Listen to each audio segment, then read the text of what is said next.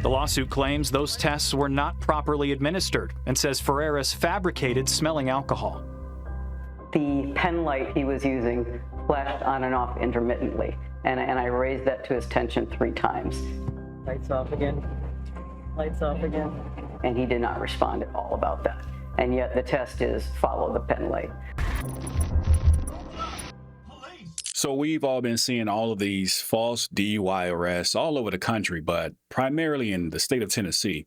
Now imagine you're a retired FBI agent. You served the agency for 33 years, you're retired, and you get into a bumper fender. And then you get arrested for a DUI and you did not have a drink. Then there's this. A WVLT investigative report tonight, a year after what started as a minor fender bender near Westtown Mall. A Knoxville woman says her night ended in jail, humiliated, while completely sober. Good evening. Glad you're here for WVLT News at 6 o'clock. I'm Ted Hall. And I'm Casey Wheelis. She's now taking that Knoxville police officer and the city to federal court, claiming that officer rushed a DUI arrest, fabricated evidence, and violated her civil rights. Our Harry Sullivan joins us now. Harry, you have body cam footage from that traffic stop, plus you talked to the retired agent herself. What did you learn? Yeah, Allison Chumis doesn't want anyone to go through what she went through, and she's calling for change.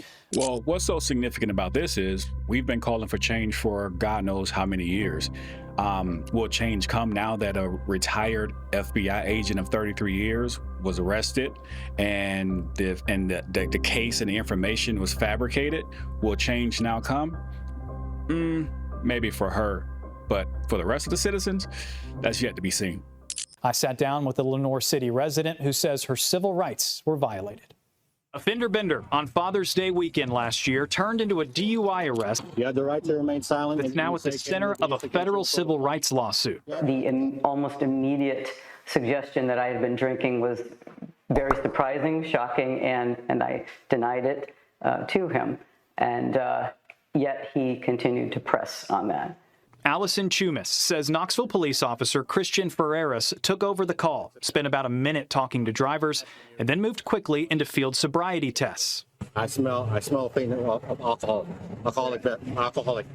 beverage. I smell a thing of alcoholic beverage. And the craziest thing about this is that the officer is the one that sounds like he's slurring his speech and maybe had a drink or two before he came into work. He can't even get the words out correctly. I smell an alcoholic, he's stuttering his words. I smell an alcoholic beverage. He couldn't say that clearly. But I'm a little disappointed in this FBI agent for 33 years. You should know more than anybody. And I don't know how many videos I've actually covered before telling you never to take a field sobriety test. They're not pass, they're not fail. You are going to quote unquote fail, but these tests are really designed simply to collect evidence against you. But this test was a little different because, well, you'll see, you're here, the cop, what he did with it. The lawsuit claims those tests were not properly administered and says Ferreras fabricated smelling alcohol. The pen light he was using flashed on and off intermittently, and I raised that to his attention 3 times. Lights off again. Lights off again. And he did not respond at all about that. And yet the test is follow the pen light. Chumis, who spent more than 3 decades with the FBI, says she never pulled that card at the roadside, even after being put in cuffs. He did not tell me that I failed it. He did not tell me that I passed it. He just handcuffed me. The lawsuit says she was booked into the Knox County detention facility, strip searched, issued jail clothing, fingerprinted and photographed, then held for more than 12 hours before being released. You know, being told to disrobe in front of a female deputy was humiliating as well, all the way down to naked, given clearly old, dingy underwear that had been worn by who knows how many inmates prior to me. Was just unreal, just stressful, traumatic. The complaint also describes what happened after, saying bond conditions required an ignition interlock device and that it malfunctioned, disabling her car in traffic. So what an awesome place to live. If your vehicle breaks down in the middle of traffic, you can definitely look forward to a police officer showing up and arresting you for DUI. If your vehicle breaks down in the middle of traffic, Instead of that cop showing up to redirect traffic until they can get a tow truck or some way to get you out of there, he's going to arrest you for DUI, because this is what police officers are taught to do. The numbers, okay? I know we talk about quota a lot, and the quota is not set up the exact way that most people think, but it's there. The numbers game is always being played.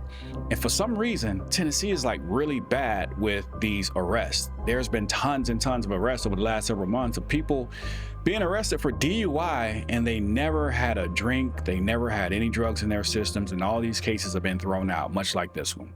Court records in the lawsuit say the Tennessee Bureau of Investigation lab reports later came back negative for both alcohol and drugs, and the DUI charge was dismissed months later on December 4th. This is the third sober DUI case we've reported on in the past month alone. Chumis's attorney, Wesley Clark, says this case is all about protecting innocent people. We're not inventing some new legal theory to pursue these civil rights violations. These false DUI arrests and malicious prosecutions of innocent Tennesseans violate the Fourth Amendment to the United States Constitution, and that's pretty basic. In the federal complaint, Chumis claims unlawful arrest and malicious prosecution, seeking damages and asking a jury to decide the case. She says she doesn't want to see anyone go through what she did. If it could happen to me, it could happen to anyone. And it has. There was no alcohol in my system. There were no drugs in my system. My civil rights have been violated. And that's why I'm taking this to the next level.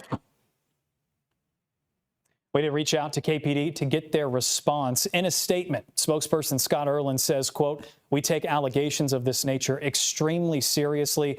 Yeah, I could tell you what they were going to say. We're looking into this, and we take these type of things very seriously. And there's an ongoing investigation looking into the arrest, and we're going to figure out what happened. And we're going to figure out why this cop is out here arresting people, giving really bad field sobriety tests. And then we're going to discipline that cop and give him 5 minutes off from work without pay. And then he'll be back doing the same thing to someone else, and so on. That's pretty much what's going to happen, okay? And I'll be surprised if even he get that 5 minutes off. But now you have a 33-year FBI agent who's going through the same thing as everyday citizens. Now, take myself, former police officer myself, but yet when I resign and give back the badge, well, I go through the same thing as an everyday citizen as well. One of the reasons I actually left the department was because I was going through the same thing as an everyday citizen. And that's horrible, because an everyday citizen should not be dealing with any of this. None of us should be dealing with any of this. If you guys haven't read the book, it's probably good to get the book, Living in the World of Tyranny. The link's down below. And this isn't anything new, as most of you guys already know. This is policing in America. It's just crazy when you see what happens inside of the walls, and you guys think that, hey, when this happens outside, it's only outside happening to us. No, it starts inside. It's corruption from the inside out, and policing has to change. Something has to give, because if not, it's just going to get worse. And our rights are going to continue to be violated day after day until this thing just crumbles upon itself. Make sure you know your rights. Protect yourself and stay safe. With that being said, we the people, you, signing off.